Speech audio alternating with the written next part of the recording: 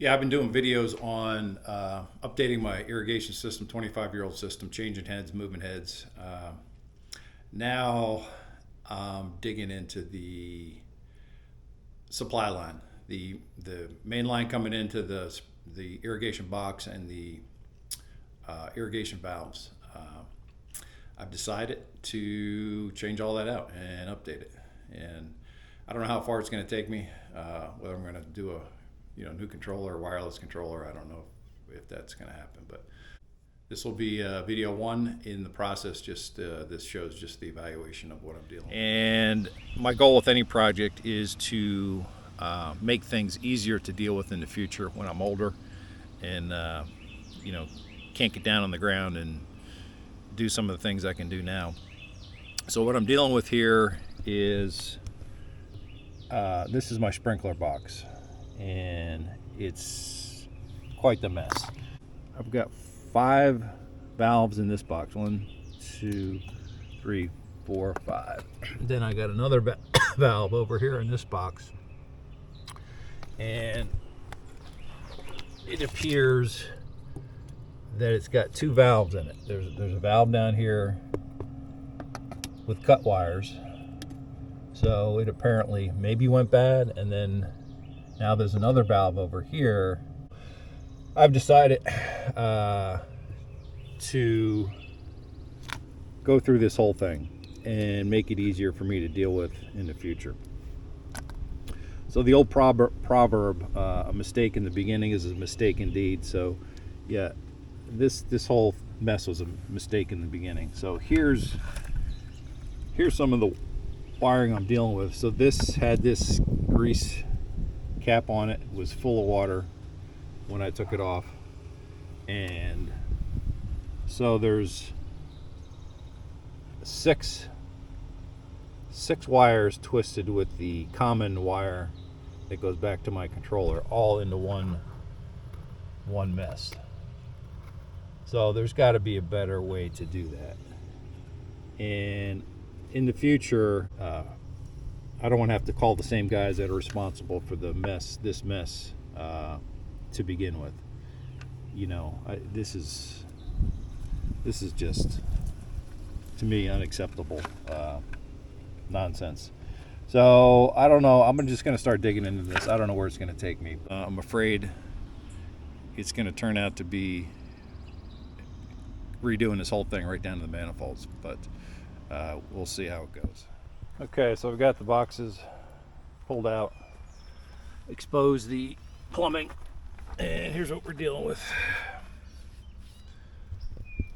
So this is the main line coming in over here out to the manifold. So there's 1, 2, 3, 4, 5, 6 heads.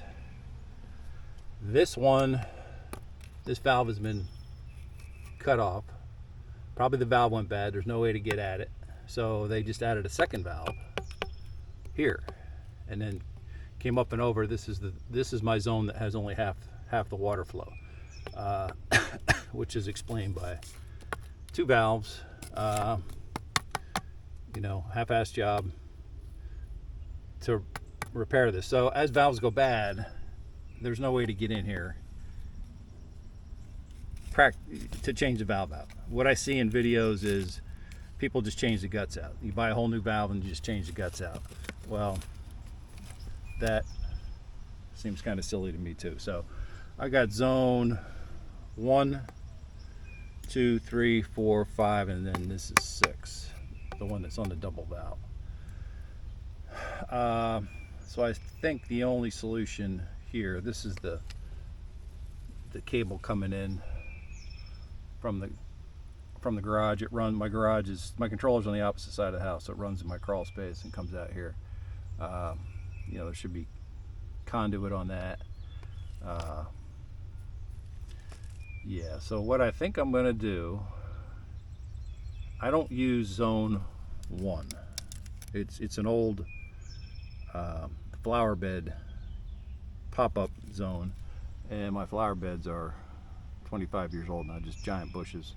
So there's this hasn't been run in I don't know how long. Well, it wasn't being run when I was here. It works, it turns on, but all the plumbing is broken, so it just throws water around the house randomly. This is the decision time. Do I, once I cut this, cut it here, and then I got to cut all these lines and take this whole damn thing out and then start from scratch. So that's the only way I see around this. And then I'll build a manifold with quick connect fittings that if a valve does go bad 10 years from now and I'm 72 years old, I can just quick connect it, and I'll have it sitting, this thing's sitting 2 feet underground or more. It doesn't need to be that deep because I blow the lines out with air myself. I got a big 60-gallon compressor in my garage, so and I'm in southeastern Virginia, so I'm not, we don't get frost down that low, freeze down that low. So I'm gonna probably come up with it, I don't know, at least 6 inches, and then I can easily get at the valves, quick connect.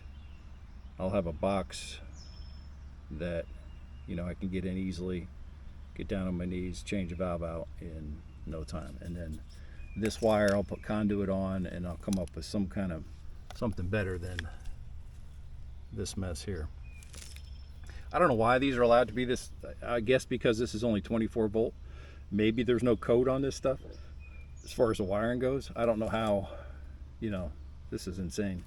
That's the only thing I can imagine, but it's not rocket science.